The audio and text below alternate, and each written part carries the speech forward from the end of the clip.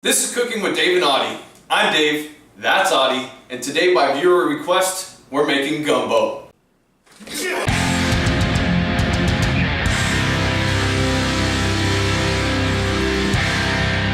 Gumbo is one of my very favorite dishes in all of the world for a bunch of reasons. The first reason is it comes from the greatest American cuisine, which is Cajun Creole cuisine.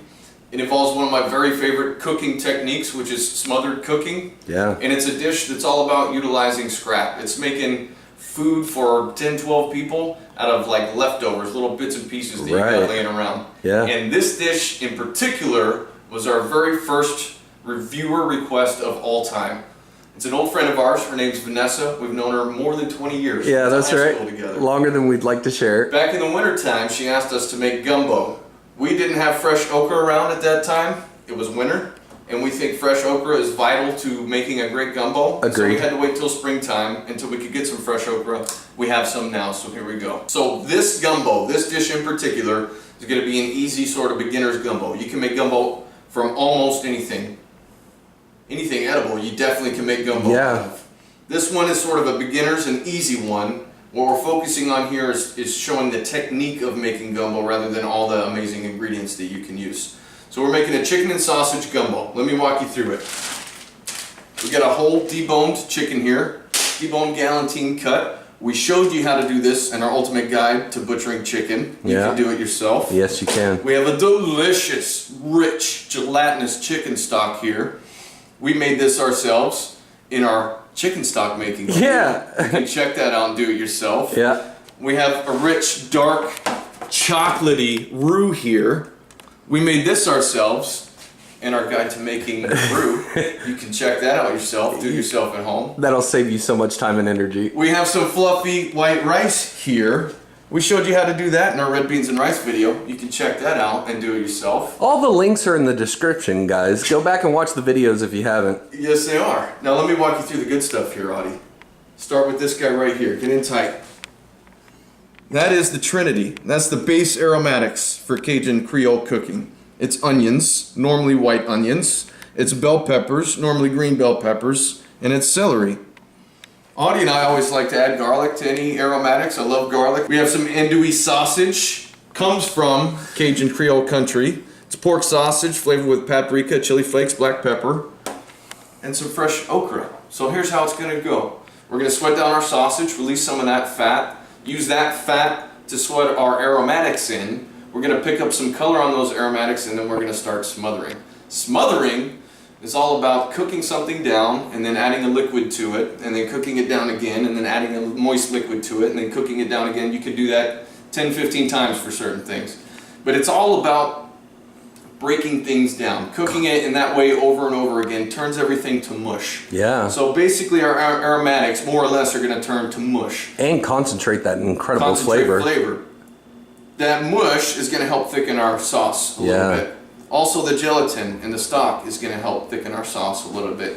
Also, we're going to use this amazing dark roux to thicken our sauce a little bit. And then the last thing is the mucus of the okra, which you're not making gumbo if you're not using okra. Heard. And the frozen stuff doesn't have that mucus, and that's vital to making gumbo. Agreed. So if you do any of those things, you're doing it wrong, son. Yeah, that's true. Fresh okra, the little mucusy part, also helps to thicken the liquid. So part of this is having a nice, thick sort of gravy with your gumbo. We've shown you how to do all these things. There's no reason you can't do this at home, and we're fixing to take you through step by step on how to do this yourself. Alright, we got our pot on the stove. It's not hot, but it's warming up. We're going to add our sausage. We're going to cook this sausage down and get it like little crispy bits. Get some color on it. Sweat the fat out of it. I just got my burner on high here because we're basically frying at this point. Right. Once the fat comes out, and we've got a little bit of fat floating around in there, we're going to add our aromatics. We're going to cook those down in the same fashion, fry them up, pick up some color on them.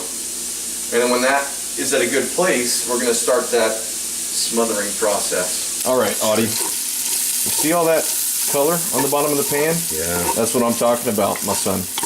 That's called fond, or the French fucking people call it fond. It is fond. Which means foundation. I call it fond because I don't have a better English word for it. Foundation. But that is flavor. Yes, it is. This sort of building that color on the bottom of the pan through each step of the way is essential to this smothered cooking. It's the whole point, so yeah. I fried my sausage till there's some color there.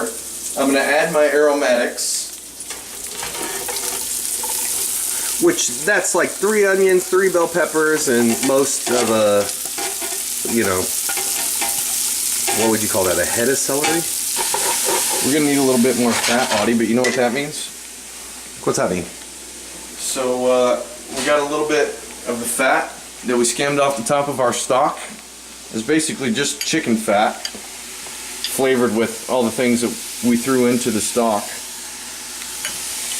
We need a little extra fat in there, so I'm going to use that. It's just extra flavor.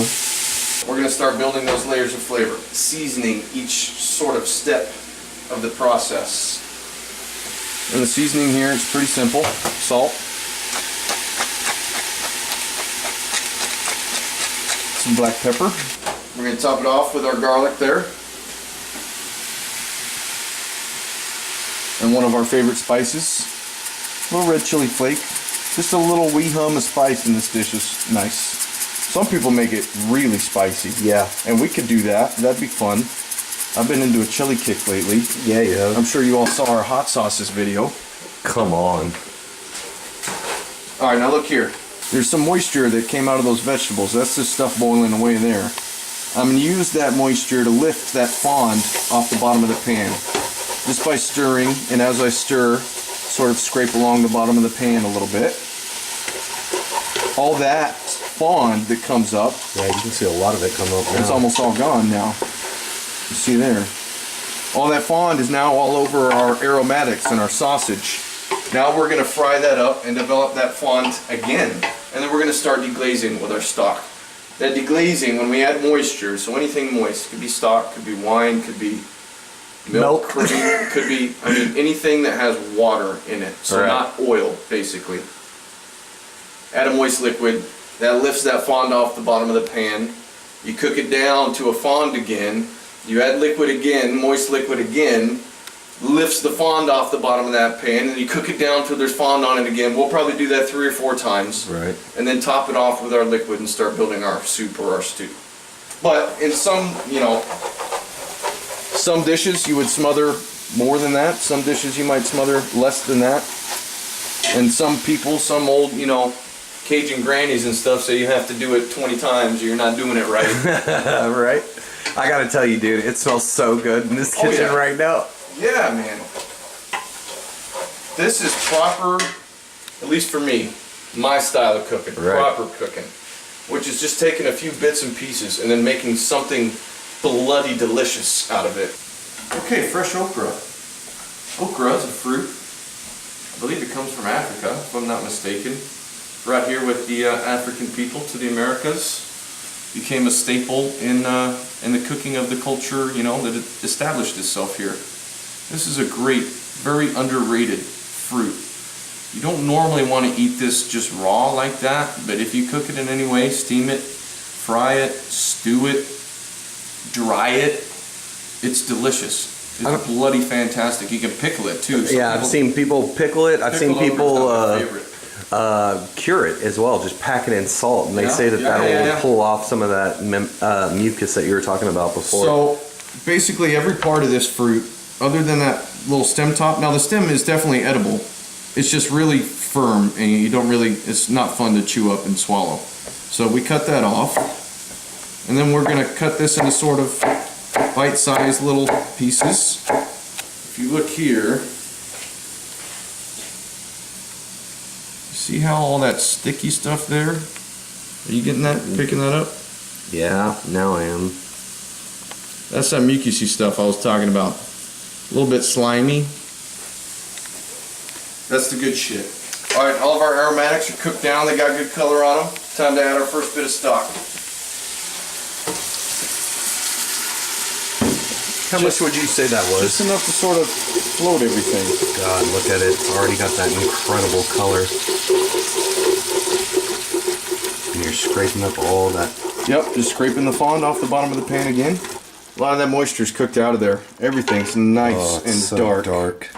I'm gonna cook that down a little bit more until there's almost no moisture left. Maybe pick up some color again on the bottom of the pan. And then we'll add the liquid again. Getting close now. Oh, halfway done already. David, what's the worst gumbo you've ever had in your entire life? Almost all of them that I've ever eaten. Pretty tied for shit. The only way you can fuck this up is if you burn it. Yeah, don't do that. So you see all the color on the bottom of the pan there? I mean, that doesn't want to scrape off. It's pretty well stuck on the bottom of the pan. Time to deglaze again. So we'll take some of our stock. We'll add a bit. You can get in there if you want. And then we just stir. Scrape everything off the bottom of the pan.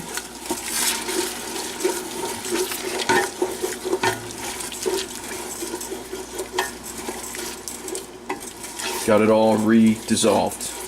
So that's smother number 4. It's time now to add the rest of our liquid. I'm just going to top her off here with a good old shot.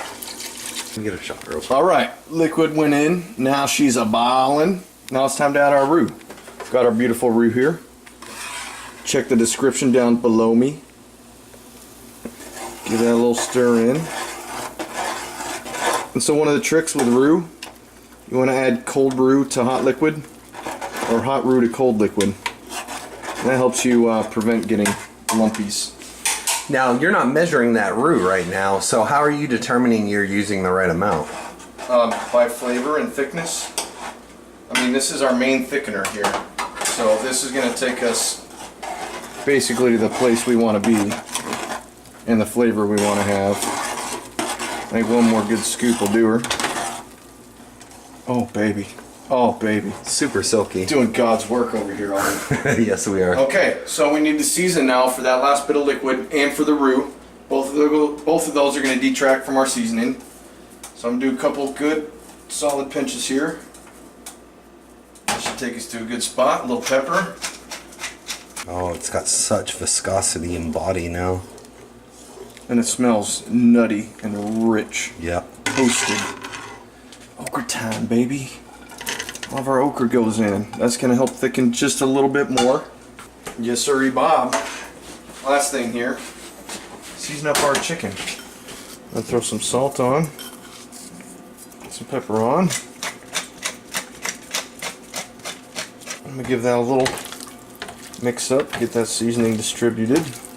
Now I'm going to give it just a few minutes. A minute or two, really. With the seasoning on it, so it can start picking up some of that seasoning. We're not browning it in a pan or anything like that, which you totally could do. We're trying to keep this really, really simple. Yeah. One pot, that's all you need. And a wooden spoon. So the last thing, another vital component of gumbo, is filet. Filet is a spice. It's a dried and ground up sassafras leaf. It has a slight sort of licoricey flavor, but it's really herbaceous. And it's an expected part of the flavor of gumbo. You would say filet and okra are kind of musts for gumbo. Absolute musts, yes. Now this is a really strong flavor. And so you got to take it easy. I think that's about a teaspoon, maybe 3/4 of a teaspoon there. And that's probably enough for this whole pot. So our chicken sat a few minutes, picked up some of the seasoning. It's ready to go in. As that goes in, I'm just going to bring everything back up to a good simmer. It'll probably take 3, 4, 5 minutes for that chicken to be cooked through. Now, we want to cook our chicken today so that the chunks hold together and everything's nice and tender in the chunks, like just cooked through, basically. You could just throw it in there and stew it until it all sort of falls apart. That kind of cooking is normal for smothered cooking. Right. Dun dun dun dun dun dun dun dun dun dun dun. You can see there's a little like skin on that. If I move it, you can see it. You see it? Yeah. That's from having so much gelatin in the stock that we made. Makes a little skin like that. Look at the body on that, Audie. Yeah, it looks so good. All right, my son, it's time to plate up. This time it's nice and simple. Do a little white rice.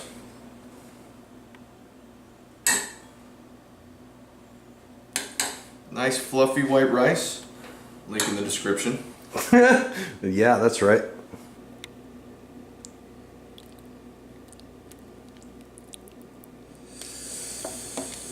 Oh my fucking God. Jesus fucking Christ. It looks so good.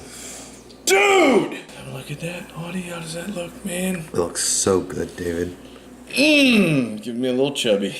That's proper cooking. That is good proper cooking, my man. So normally wouldn't fuss too much with garnish. We bought some onions that had the greens on. No reason to let them go to waste. Plus a little something fresh on top of here is nice. Since there's lots of onions in the dish, their greens are an appropriate garnish. Fuck me. Audie, I'd rather fuck somebody else. I want to fuck this gumbo. I'm gonna enjoy this with you though. We showed you every little step that matters. If you go back to our previous videos, we've been planning this for a while. We made the ultimate guide to breaking down chicken. Link in the description below. We did how to make dark roux in your oven at home. Link in the description below. We showed you how to make fluffy white rice when Audie made some delicious red beans and rice.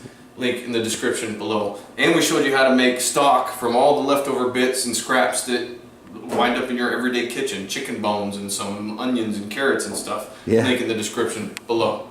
And then we turned all that into a rich, delicious, dark, properly cooked, smothered, fairly heavily spiced gumbo. Oh my gosh. Oh God, look at that. Holy fucking Jesus. It's gonna be hotter than... It's gonna be really hot. I'll see you. What? Yeah.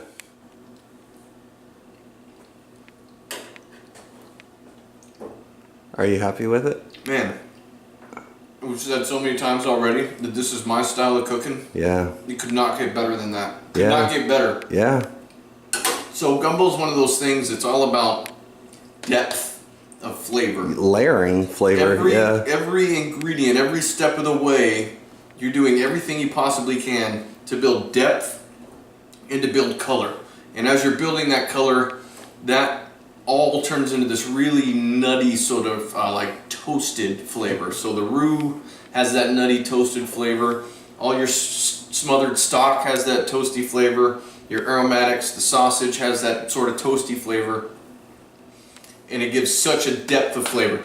As far as I'm concerned, really, you can't build much more depth of flavor than that. This dish, every step of the way is meant to build that depth. Right.